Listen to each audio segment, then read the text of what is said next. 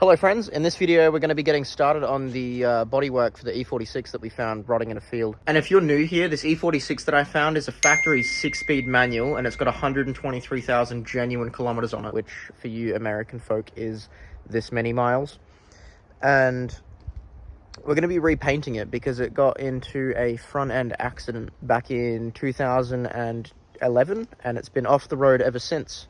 In this video we're going to be stripping the car down, finding all of the hidden issues that it has because it's been sat for so long. And then in the next video, we will be priming, painting, clear coating, sanding the clear coat, and turning this thing into an actual show car because it deserves to be saved. It's been neglected for the last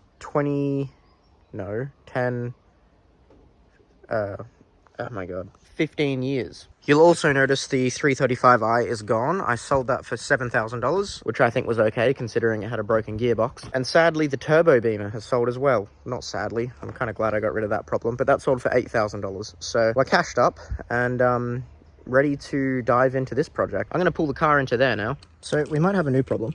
The car doesn't seem to want to start. Immobilizer.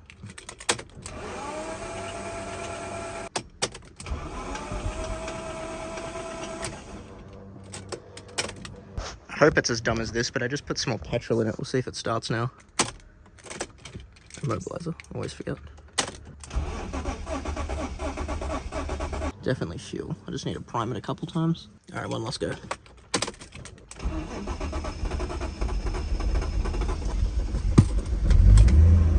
There we go.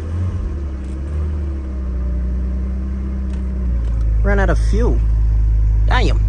All right, it's still really hot, but we're gonna start taking the car apart because we can't wait much longer. Now I'm gonna save all of the boring stuff and just start taking headlights out, side mirrors off, door handles out, tail lights, trim, like window moldings, bumper, all of the stuff to get it ready for bodywork, and we'll be back. And we're done. And look what I just discovered. We have a factory valved exhaust. I didn't even know that that could come on an E46. All of these are off. Actually really tidy. No rust, no nothing anywhere.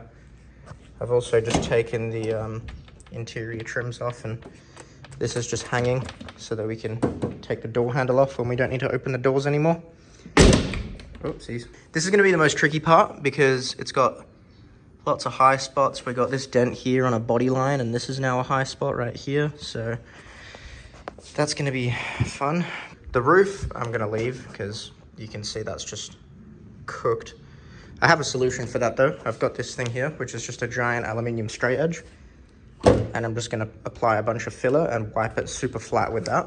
And then sand it back and go from there. And then after I've done that, I'll tap down the high spots because it'll be way easier to do it that way. The boot's the same. Hail damage. Well, it's actually not hail damage. It's the nuts falling off the trees that damage it. But yeah, same deal as the roof, just a super thin coat of filler and then finish the high spots later. I'll get all our dents mapped out and then we'll go from there. All right, now we have a giant blueprint to work with and we can pick what we're going to attack first. I think we're going to start with the bonnet. I have just quickly gone over it with 180 grit on my DA. And then I've had a play with some of the new paintless dent removal tools that have arrived. Literally just like the suction cups. I used my blowtorch and heated up some of the larger warped areas and just pulled them, and they seemed to come out just fine. We have that one there that you can see that's not wanting to come out, but the large one over there has, and then this section here is actually just in need of some proper PDR work. The idea with this is use my Rage Ultra, skim coat the whole thing and then block it out and see where our high spots and low spots are. Hopefully that's all we need. Just a super thin coat to fill in all of that hail damage because I am not, as a beginner, going to get all of that perfect with some basic PDR tools.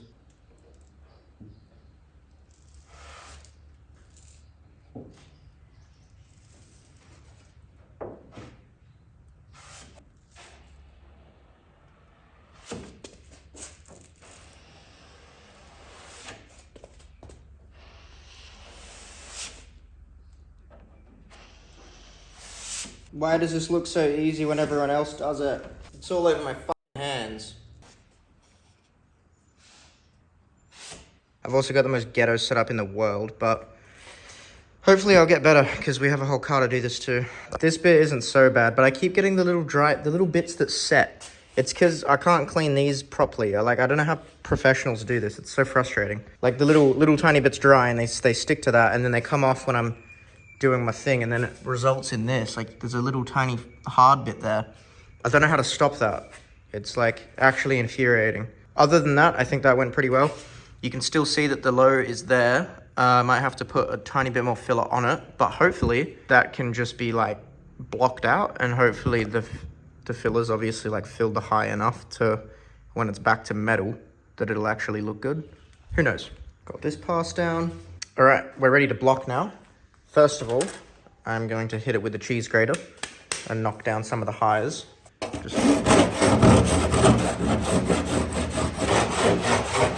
Now that we've hit it with the cheese grater, it's ready to block out, so we'll hit it with this bad boy. I've got my 180 grit sandpaper on there, and we're just going to sand it, I guess. Okay, we're a bit into blocking it now. I've made an absolute mess. I just wanted to share the importance of how you apply your filler changes how hard of a time you have sanding it, obviously, but to someone that hasn't done this before, it's actually insane. Like this bit here, I laid on it a little bit too fat, and I've been here for like 10 minutes trying to get this thing down to the same height as the rest of the panel. So yeah, it's something you really got to watch out for here. But I think I applied the rest pretty good. We have one low spot still in here. I'm going to use some guide coat to tell me. These are the two high spots we have. The low is in here. This is flat on the top and it needs to round off. I think I just need to spend more time sanding that, to be honest. All right, I've just finished this side here, and you can see the valley that was all shit before has fixed itself. I'm gonna do the glass test by getting the panel super wet. Come on, why am I losing pressure? Don't lose pressure. And we will see how flat it is.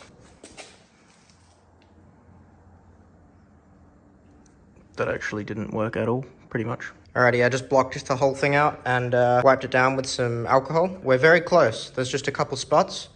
There's a low spot in here. There's a low spot up there. And then that other one that I showed before.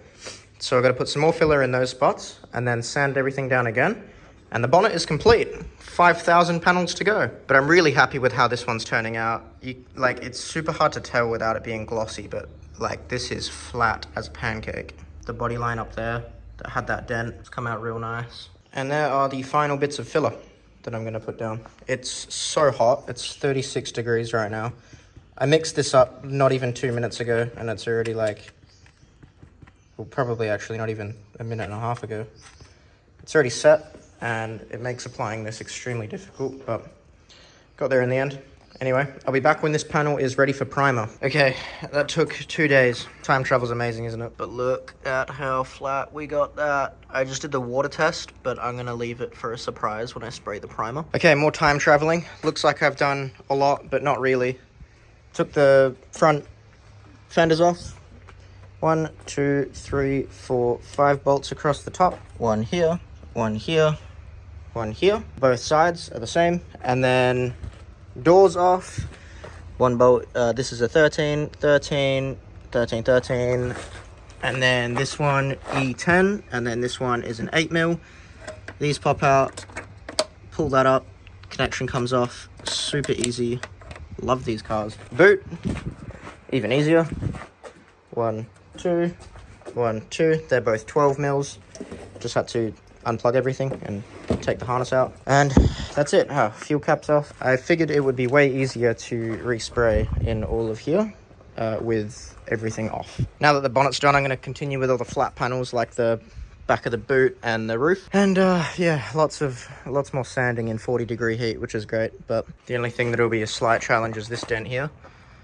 But if you can see the crown right there, if I tap that with a hammer, this will pop up real easy, and then any other minor imperfections I can just fill. If you're wondering why I'm not in the garage or in the shed, it's because we have a wasp's nest, I think either in this tree or in that tree there, and I keep getting pestered and I don't really want to get stung, so I moved out here. It's also easier to keep the shed dust free because, you know, all the dust falls on the floor and it's really not that bad of a cleanup. Anyway, I'm going to throw in a little time lapse.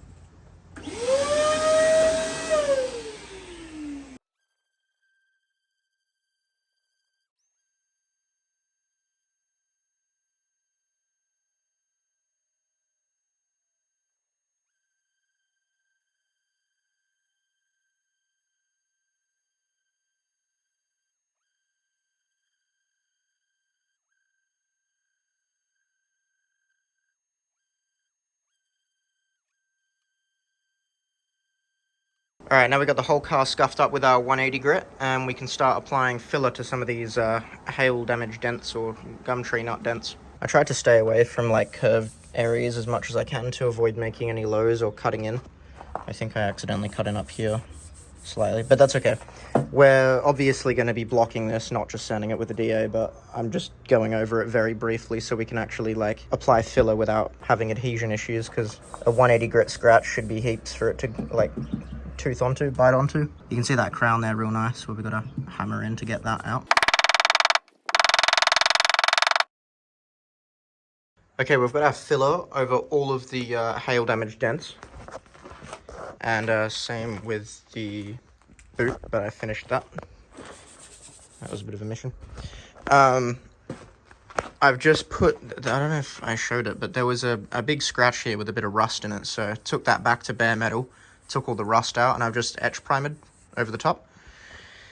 So I'm going to apply filler on this bit here to just take out that low. Then we're going to sand the whole boot pretty much and try and get it flat. We're going to filler mixed, and we're going to pop some on.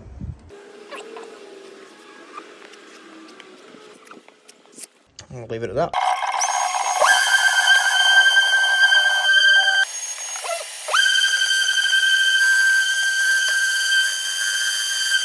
And our roof is now hail damage free.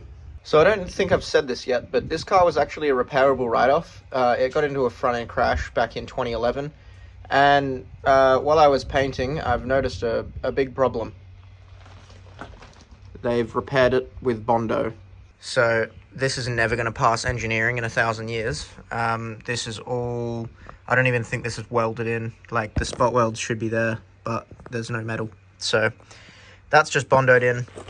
There's a big gap that I can fit my finger through. This is supposed to be a part of that, and it's not. And this is all rusted, and yeah. So I need to buy one of these and one of these, drill out 39 spot welds, and then put it all back together. But we're not replicating a botched job. We're going to do it properly. So I'm on my way to go buy parts now. I'm going to fly through this because it's all the same stuff, but we've got the bumper done. I had to fill in lots of tiny little pinholes, but she's looking good now. Onto the rear bumper now. Don't mind Epstein harvesting organs in the background, but I found a crack below the paint, so we're just going to be repairing that with some plasti welds.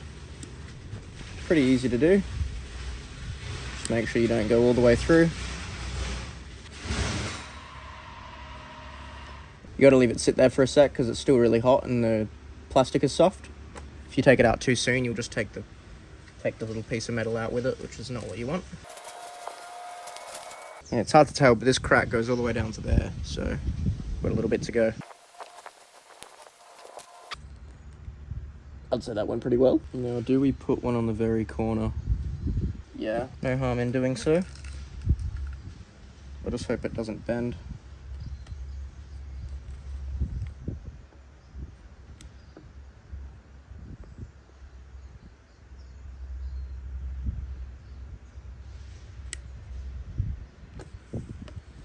Nice.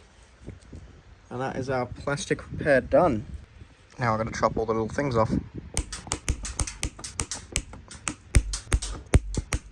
They fly away with a fair bit of velocity. There's all the little things chopped off. I'll take it back with a grinder and then we can put some filler over it. And after a little bit of grinding, we got no pokey outy bits anymore, and we can sand over that and then fill it and we'll be golden. Sanded, filled, and sanded again. After a short battle, drilling out these spot welds, we've gotten rid of the James Bondo E46 repair.